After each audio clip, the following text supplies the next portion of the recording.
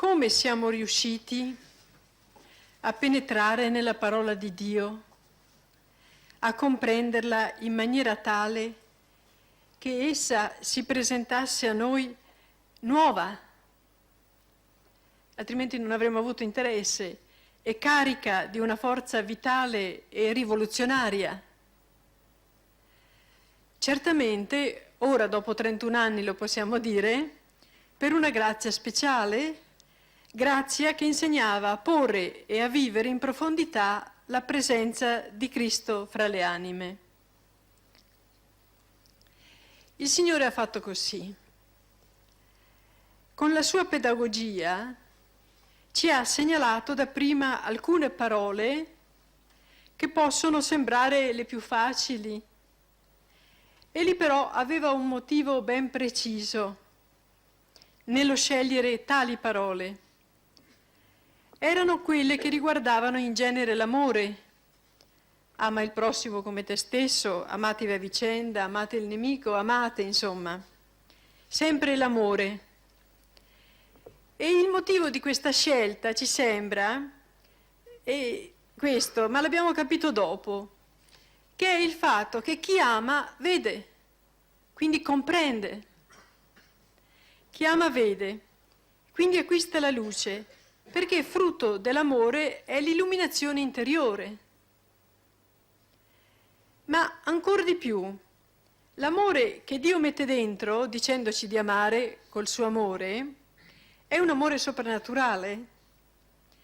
È la partecipazione del nostro amore all'amore di Dio ed è quindi di natura sua reciproco, vicendevole. Ora, nella reciprocità dell'amore succedeva che il Signore ci abituava piano piano ad accogliere la sua presenza fra di noi.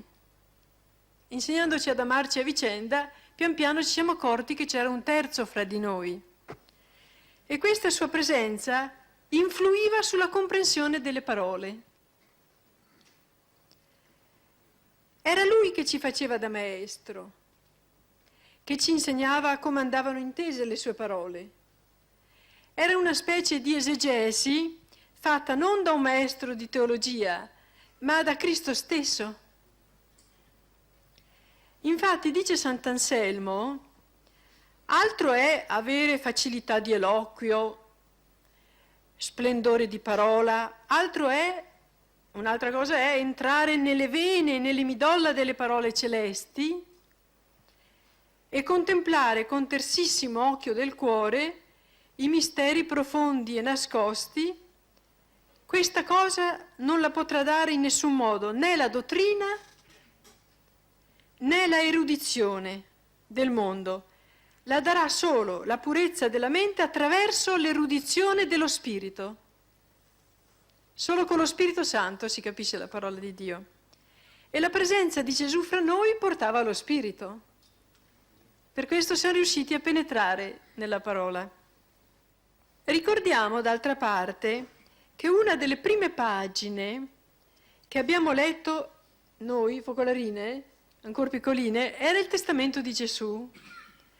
Ed è stato un avvenimento di grande importanza, è ancora vivo nella nostra mente come man mano si passava da parola a parola, ognuna sembrava illuminarsi. Ora lo capiamo, come se qualcuno ci dicesse, guarda, a scuola, alla scuola di Gesù, tu dovrai imparare tante cose, ma il sommario è questo. Il sommario è santificale nella verità, le parole del testamento, che tutti siano uno, avrete la pienezza della gioia, sarete uno come io sono uno col Padre, eccetera.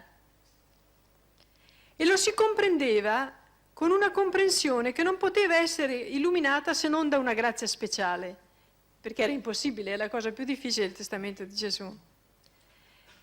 Penetrato quello, come Dio ha voluto e per quanto Dio ha voluto, ci è stato più facile capire il resto del Vangelo. Spesso noi facciamo questo esempio. Immaginate una pianura. Questa pianura è tutto il Vangelo. E in fondo alla pianura c'è il testamento di Gesù, che è la sintesi del Vangelo. Gesù, essendosi messo in mezzo a noi, ci ha insegnato l'unità. Quindi proprio l'argomento del testamento di Gesù ce l'ha fatta penetrare l'unità. Siamo entrati nell'unità.